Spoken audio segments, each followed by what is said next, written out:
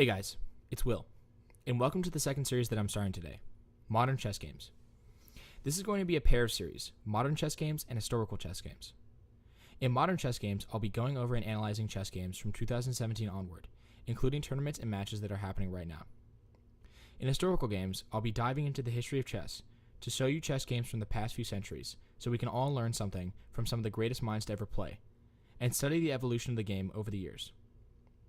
Today, for the first installment of Modern Chess Games, we'll start looking at the 6th Sinquefield Cup, which just wrapped up in St. Louis. It was the last leg of the 2018 Grand Chess Tour before the final in London, which will be played in December. Hopefully, we can cover the earlier tournaments in the 2018 tour to catch up with the players by the time December rolls around. But let's get into the game. In the first match of round 1 of the Sinquefield Cup, we have Mamedyarov, a super GM from Azerbaijan, with a peak VDA rating of 28-14 playing the white pieces. And his opponent is Wesley So, a super GM from the United States, with a peak VDA rating of 28-22. Mamedyarov kicks things off with d4, the queen's pawn opening. This is probably the most popular opening at high-level play because there's so much theory behind it, and also many players like to avoid the Sicilian defense, which arises after e4, c5. So responds with knight f6, or the Indian defense, which is the most common response to d4. This is a good response because it hides black's intentions, much like the ready opening, which is characterized by one knight f3. The game can transpose into any number of potential openings, depending on what black wants and depending on what black is comfortable with. Mamedyarov plays c4, which is the normal continuation, and gains control of a large area of the center. And so follows up with e6, the East Indian defense. And from here, really, the game can break off in many different directions. If white decides to play g3, the game becomes a Catalan. If he decides to play knight c3, bishop b4 becomes the Nimzo Indian. Also, with knight c3, c5 transposes into a Benoni defense. Now you could play knight f3, which is called the anti-Nimzo Indian defense, because it avoids the knight c3, bishop b4 line.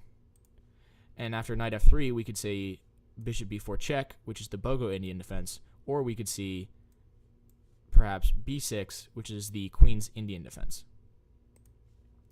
We do end up seeing the anti-Nimzo Indian defense with knight f3 from Mamedyarov, but So plays d5, which transposes into a line from the Queen's Gambit Declined. The normal move order would be d4, d5, c4, e6, knight f3, knight f6. So here, Mamedyarov plays bishop g5, which is called the traditional variation, although knight c3 is much more popular. So plays bishop e7, which is the main line. And here, white can develop his knight to c3 and really transpose into sort of a modern variation of the Queen's Gambit Decline. But instead he opts to play e3 and stay in this traditional line. Black castles. And white plays queen c2, adding a defender to the c4 pawn, and also putting pressure on the h7 square. Now black plays h6, which kicks this bishop away. So now Mamedyarov has to decide what he wants to do with this bishop. Does he want to move it back, or does he want to exchange? And he goes for the exchange. He plays bishop captures f6, and now So recaptures with his bishop. So I think that the reason that he did this is because bishops aren't that useful when there's so much material clogging up the center, because it really hampers their ability to sort of control large areas of the board. And so maybe he thought that his knights would be a little bit more valuable in this position. So now he plays h4, which is planning to break up So's position on the king side by sort of ramming his pawns into this structure. I think that this tactic comes a little bit early, and I'd like to see him develop his other pieces here, maybe moving his knight out, maybe moving his light squared bishop, preparing to castle. I think that those strategies probably should come first before he tries this initiative. So now So plays g6, which is thinking about a potential h5. But I think that So should really concentrate on this formidable pawn structure that Mamedyarov has built in the center. So maybe thinking about moving his pawns forward to try and break up this center.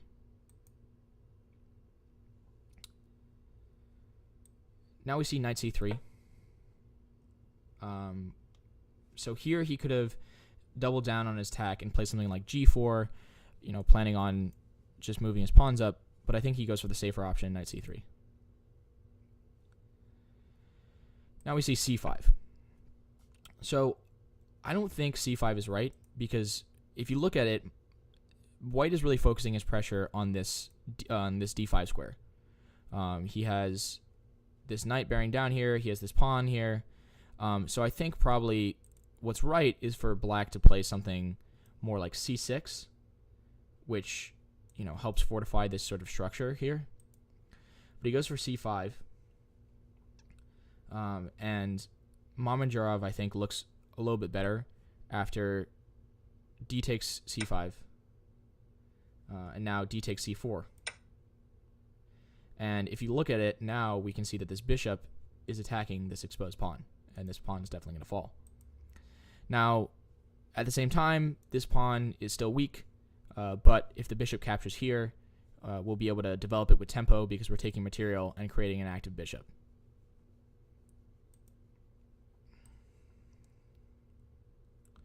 So now we see h5, which was continuing with his earlier idea of pushing his pawns into the king side. And we see g5, which avoids this capture here, which could really hurt black structure.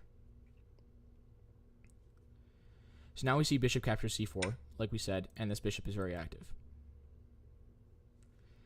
And now we see queen a5. And So is sort of looking at bishop captures c3, queen captures c3, queen captures, pawn captures, and now there'll be double pawns here. And obviously he's also eyeing down this pawn here, which is currently undefended.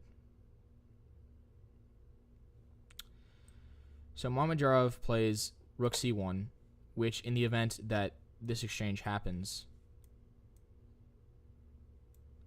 he can recapture with his rook, and that will keep his pawn structure intact and not give him double pawns.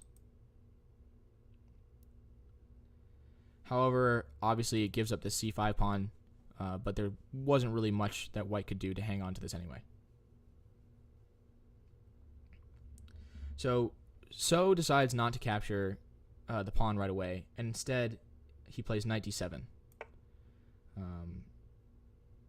which is fine because white doesn't really have many options in terms of defending this pawn, and it just helps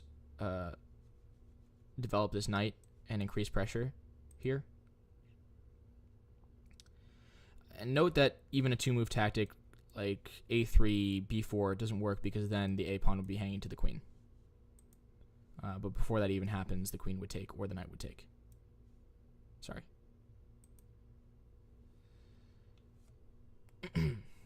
So Mamedyarov takes this opportunity to castle, gets king safety, and also connects his rooks. This is a little bit strange for me because usually it's hard to push the pawns in front of your king.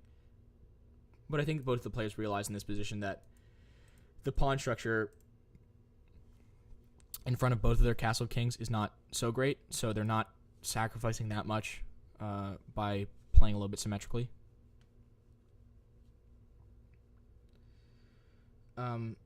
Instead of taking this pawn right away, So decides to simplify the game first with bishop takes c3. And now after queen takes c3 and queen takes c3, and now we can see the use of this move, rook takes c3, not hurting his pawns.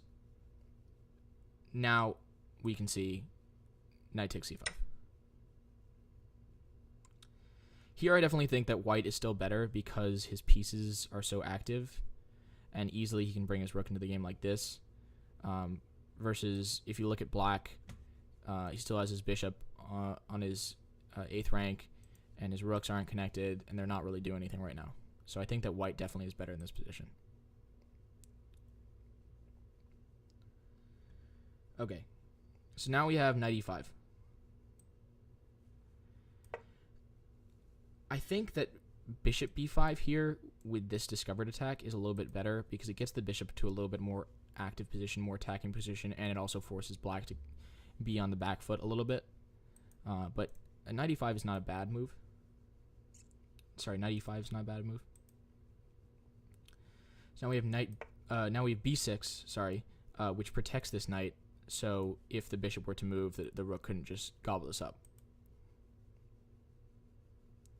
It also opens the door for the bishop to be developed to b7, which puts us on this very powerful long diagonal. And also you can see that black probably doesn't want to develop his bishop this way because it will take 2 moves. He'll have to go here and then somewhere like here, versus developing it this way allows for his rooks to be connected and also puts it on this strong diagonal here. Okay, so now Mamedyarov plays f4. And he's really pushing this kingside attack, and it's very strong because he has this rook backing it up. And you can see that a lot of his pieces are really focusing on this kingside assault, which is going to become very dangerous. Now So plays knight e4, which attacks this rook. And therefore, we see rook d3, which obviously gets this rook out, but also this open file is a very good tool, and we can connect our rooks later to form this sort of battering ram. Now we see knight g3, which again attacks this rook. But now we have rook f3, which is scaring the knight away. So once again, knight drops back to e4, and we see rook d4, which is just chasing the knight. Now So plays this move, bishop b7, which is defending the knight and also at the same time activating his bishop, and like we said, connecting his rooks. So we can see that this move, b6, was pretty useful in that sense. But now Mamedyarov plays f5, and black cannot capture here because if black captures and the rook captures back, now Mamedyarov is threatening rook d7, which is very disastrous because of this extra rook backing up the attack on this f7 square.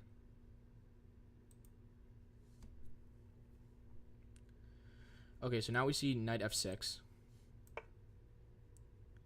which sort of blocks the advance of this pawn. And we see rook f1.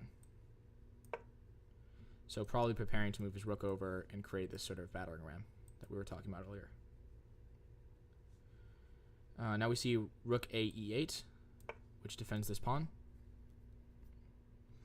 And after f takes e6 and f takes e6, we can see that this rook is protecting this position from a possible bishop attack. So here I think that he should have considered the move knight to d7. And what this does is either So puts himself in an awkward position by moving his rook forward, or there is a chance that he captures with his knight, and then we can capture with our rook, which puts our rook in a very active position here and already attacks this bishop and therefore this pawn as well, through the bishop. It's kind of a skewer. So really, you know, if we play here, he's forced to move, but there is a slight possibility that it messes up and captures here. So instead Mamedyarov plays knight g6, which essentially accomplishes the same thing, but it just doesn't give So the opportunity to mess up. So now we see rook f7, like we were expecting, and we see knight e5. And this is sort of a strange move, because after rook back to f8, we're in the same exact position where we started. But instead of playing this move, which I suggested earlier, he chooses a different move, which is rook d6, which puts pressure on this pawn. More pressure because of the attack here.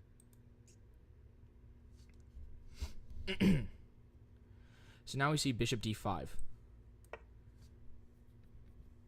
And now we have rook takes f6 and rook takes f6. And you could be asking to yourself, hey, didn't white just trade a rook for a knight? And isn't that a bad trade? But no, it's actually not, because after Mamedyarov captures bishop takes d5, either black can recapture with his pawn, which exposes this rook to a revealed attack, or he can just let it go and Mamedyarov gets to gobble up the material for free. So chooses to capture on d5, and now we can regain material. Rook takes f6.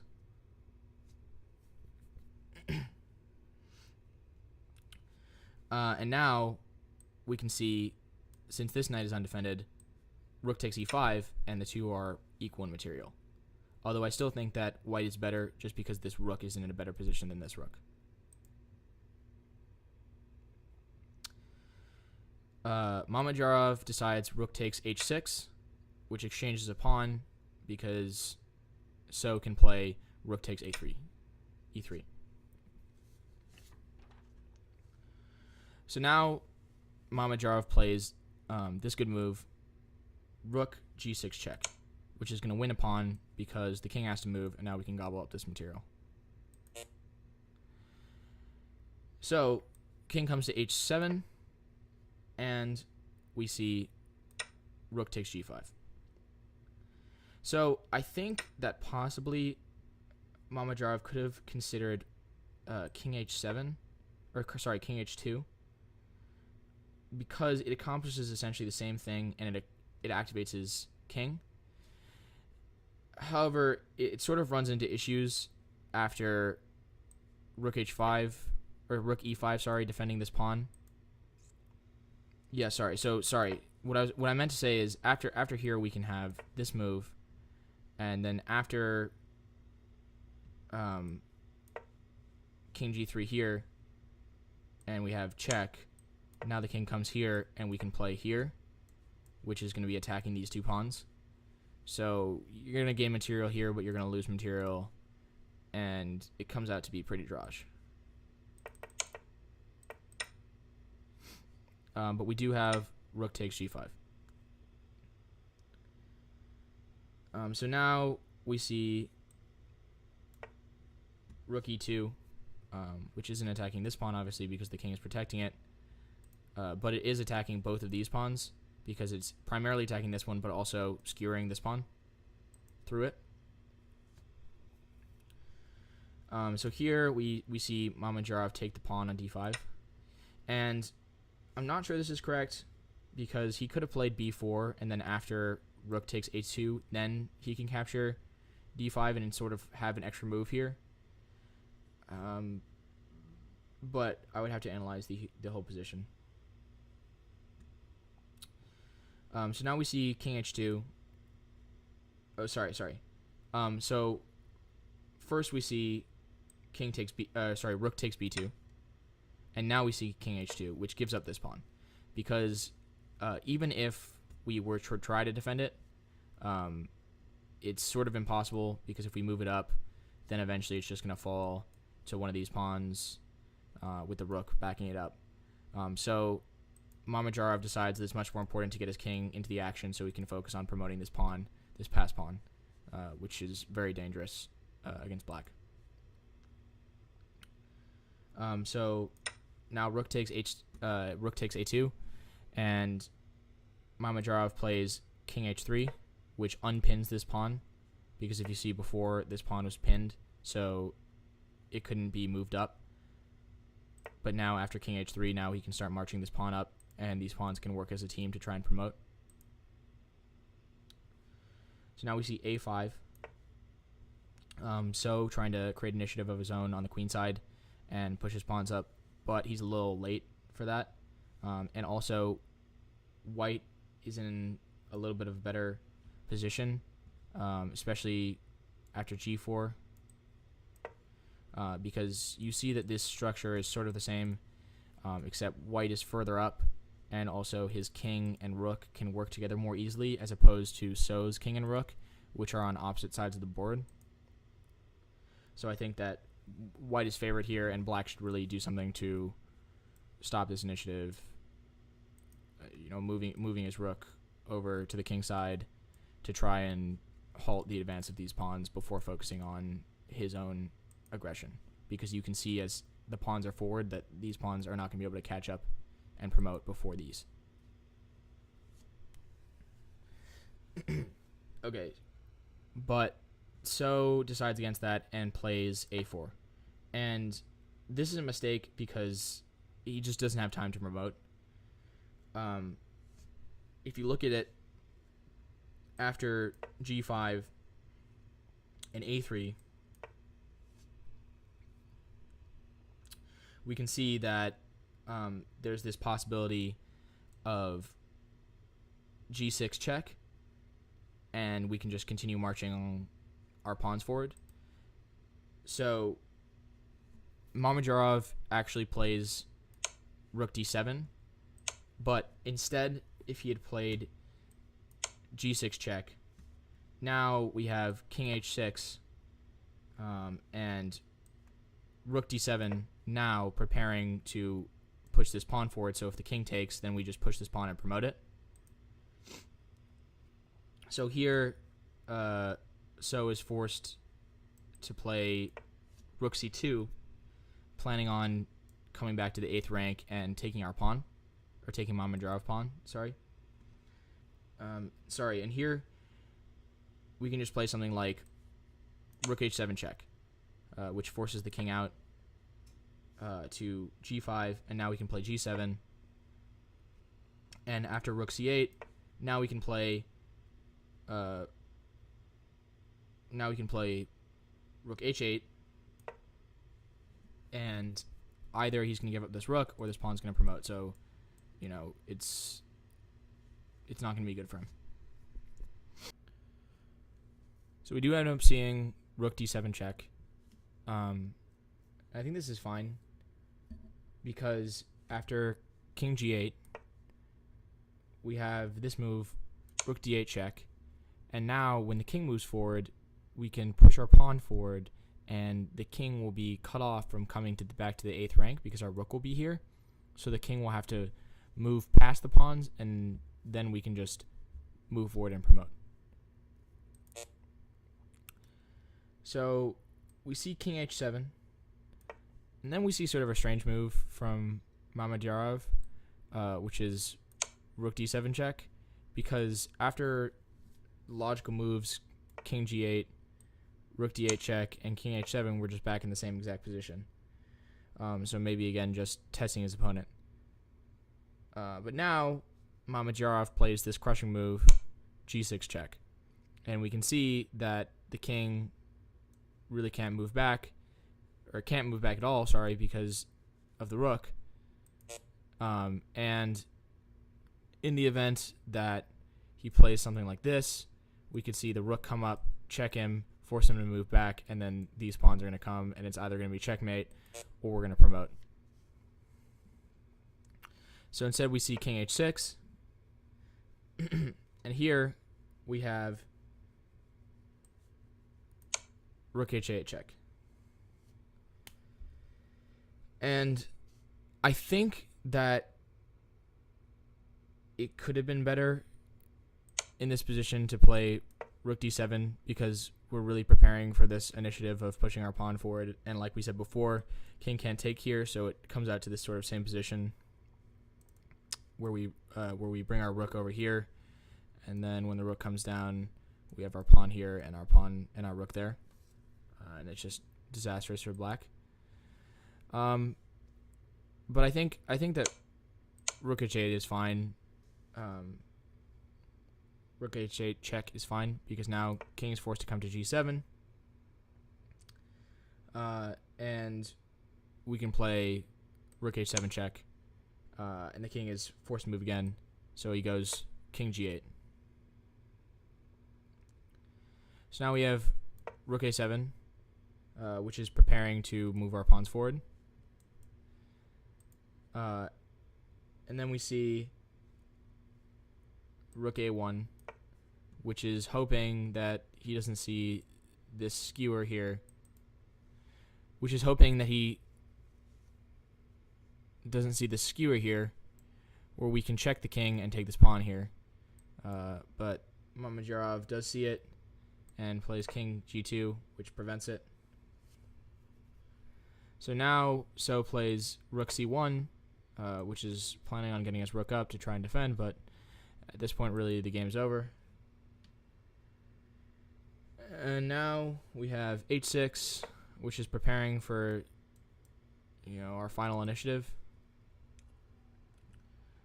We have rook c8, and now I think a great move.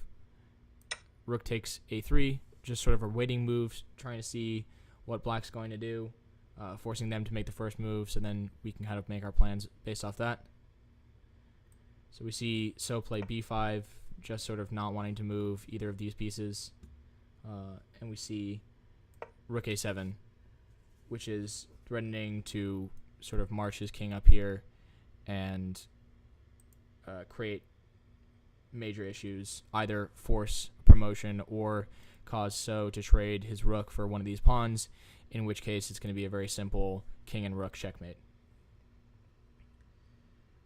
So now we see rook b8, maybe clinging to hopes that this pawn can still be promoted, but after king g3, So is forced to resign because mate is soon to follow. Can you find the mating line? I'll give you a couple seconds to pause your video and try to find it. If you do, write it in the comments below. Okay, hopefully you found it. So it goes like this. First, if black plays b4, we can just go king h4, and then b3, he's still planning on trying to promote here. We